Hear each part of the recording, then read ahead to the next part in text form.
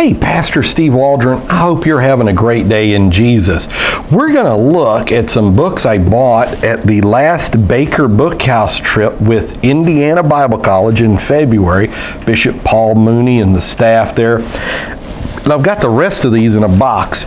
Now, what makes these so amazing is they had red dots on them here, the red things.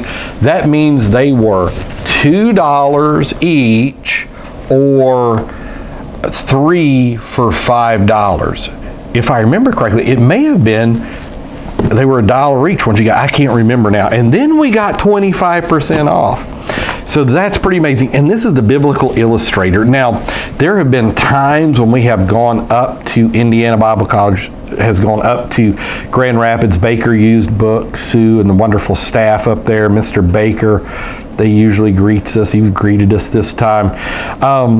Where we would tell all the students, look for the Biblical Illustrator because it's fantastic.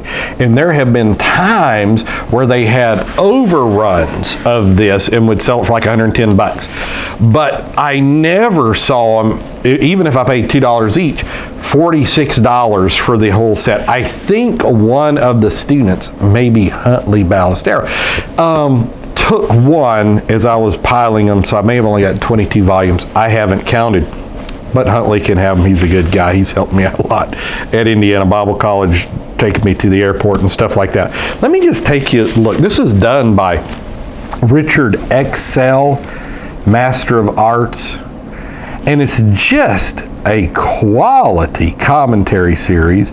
Been printed by Baker for years. Just excellent stuff. You can see it's small print. Now, of course, you can get this electronically, room to write. Let's see how big this is. This one volume is 542 pages, and it just continues to go 23 volumes of that. So I'd be interested at the total number of words. I know a lot of people go with John Gill, that he did like 3 million total words in the body of divinity. I'm going to guess this is somewhere near that or maybe more. But I'm just going to read you a couple things, let you get a feel. And I'm not good with Roman numerals, but this is 70, 80, 8. This is Psalm 88, verse 8, and it says, I am shut up and I cannot come forth, the imprisoning power of sufferings. Suffering always shuts us up to ourselves. It does this in two ways. It destroys both the disposition and the capacity to go out into society. Suffering isolates. This is very good with coronavirus going on. It throws us back upon ourselves and makes us feel our absolute lonelyhood. This is often spiritually necessary, spiritually beneficial, and suffering sometimes shuts us up to God. When shut up to ourselves, we are often urged into the conscious presence of God.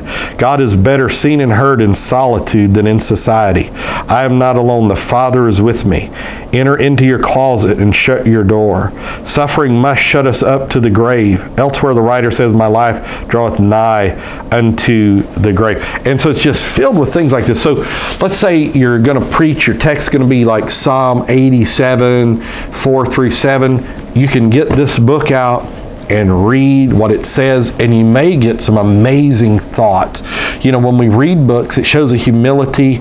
We're really standing on the shoulders of giants, people that have searched, prayed, suffered, lived for God before. We get their thoughts, their insights, and it's really a good thing.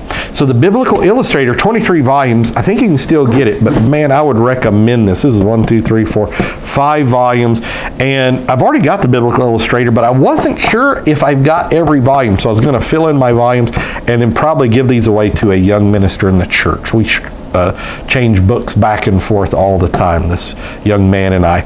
So the Biblical Illustrator by Exell. Talk with you later. God bless you in Jesus' name.